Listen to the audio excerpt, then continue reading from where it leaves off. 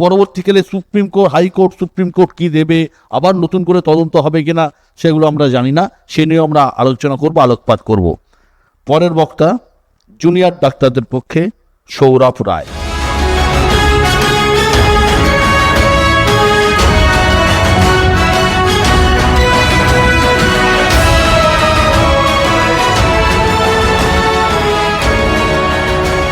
আমি আজকে এখানে এসে দাঁড়িয়ে আছি, সেটা গত 9ই আগস্ট থেকে গোটা পশ্চিমবঙ্গ এবং গোটা ভারতবর্ষে যে আন্দোলন চলেছিল সেই আন্দোলনের পক্ষে, সেই আন্দোলনের একজন কর্মী হিসেবে আমি এখানে দাঁড়িয়ে আছি। আমরা যে লড়াইটা লড়েছিলাম সেই লড়াইয়ের কিন্তু মূল দাবি ছিল আমাদের যে দিদিকে চরম অত্যাচার সহ্য করে চলে যেতে হয়েছিল, যাকে কেউ অভয়া, কেউ তিলোত্তমা, বিভিন্ন নামে ডেকেছেন, তার ন্যায় বিচার। আজকে আমরা কয়েকদিন আগে একটা রায় পেলাম, বিচারের রায় পেলাম শিয়ালদা কোর্ট থেকে। সেখানে কি আছে এবং কি নেই? আছে যে সঞ্জয় রায় অপরাধী এবং যে অপরাধ সেটা নাকি বিরলের মধ্যে বিরলতম নয়। কি নেই? যেগুলো নেই তার মধ্যে প্রথম যে ঘটনা সেটা হচ্ছে এই অপরাধটা কেন হলো, মানে হঠাৎ করে কেন একজন মাতাল সিভিক ভলেন্টিয়ার একটা মেডিকেল কলেজের মধ্যে ঢুকে এই ঘটনাটা ঘটাতে গেল, এবং এই ঘটনার সঙ্গে আর কারা জড়িত, যে প্রশ্নটা বাংলার মানুষকে গত কয়েক মাস ধরে বারবার আন্দোলিত করেছে, সেই প্রশ্নটার উত্তরও কিন্তু নেই। এবং কাদেরকে বাঁচানোর জন্য কারা এই ঘটনার প্রমাণ লোপাট করতে উঠে পড়ে লাগলো, সেই প্রশ্নটারও উত্তর নেই।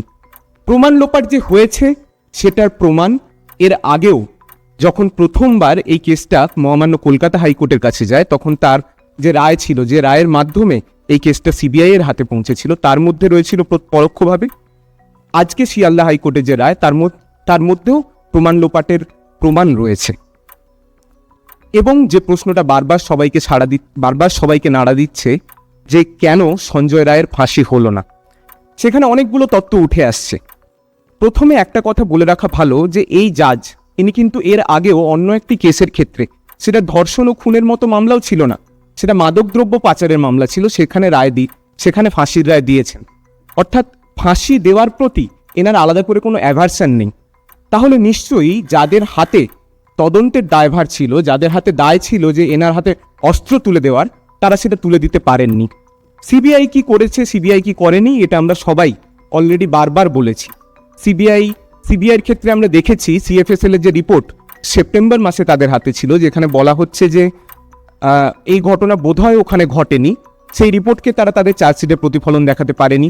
সিসিটিভি ক্যামেরায় দেখা গেছে 68 জন ওই ঘরে ঢোকানো বেরোনোর জিনিস ঘটেছে, তার মধ্যে একজনকে মাত্র তারা আইডেন্টিফাই করেছে। আমরা দেখেছি সিবিআইয়ের ইনভেস্টিগেটিং অফিসার পর্যন্ত শেষ দুদিন ওইখানে শিয়ালদা কোর্টে নিজের হাজিরা পর্যন্ত দেননি।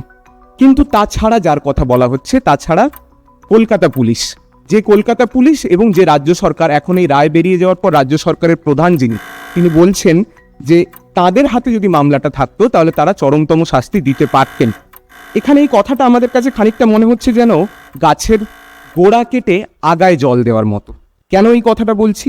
কারণ যে রায় আমাদের হাতে এসছে সেই রায়ের 149 থেকে 154তম পেজে সুব্রত চ্যাটার্জি, রূপালী মুখার্জি, সৌরভ কুমার ঝা, কলকাতা পুলিশের 3 জন অধিকর্তার নামে নিয়ম করে একেবারে ধরে বলা আছে যে কিভাবে এরা বারবার ইললিগাল কাজ করেছেন। অথচ এতদিন কেটে যাওয়ার পরেও রাজ্য সরকার এবং কলকাতা পুলিশ তাদের বিরুদ্ধে কোনো বন্দোবস্ত নিতে পেরেছে কি? আমরা জানি না পেরেছে কিনা। তাহলে যদি সত্যি ন্যায় বিচার দেওয়ার ইচ্ছে তাদের থাকতো, তাহলে এতদিন ধরে এই ডিলেটা নিশ্চয়ই তাদের পক্ষ থেকে হতো না।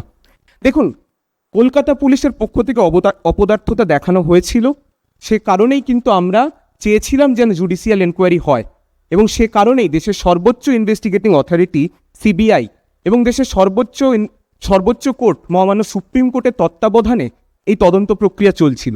সেখানে গিয়েও আমরা যে চার্জশিট পেলাম সেটা কলকাতা পুলিশের 48 ঘন্টার রিপোর্টের একেবারে একটা হাস্যকর কার্বন কপি মাত্র। ক্লাস 3-4 বাচ্চারাও এটা পড়ে হাসবে।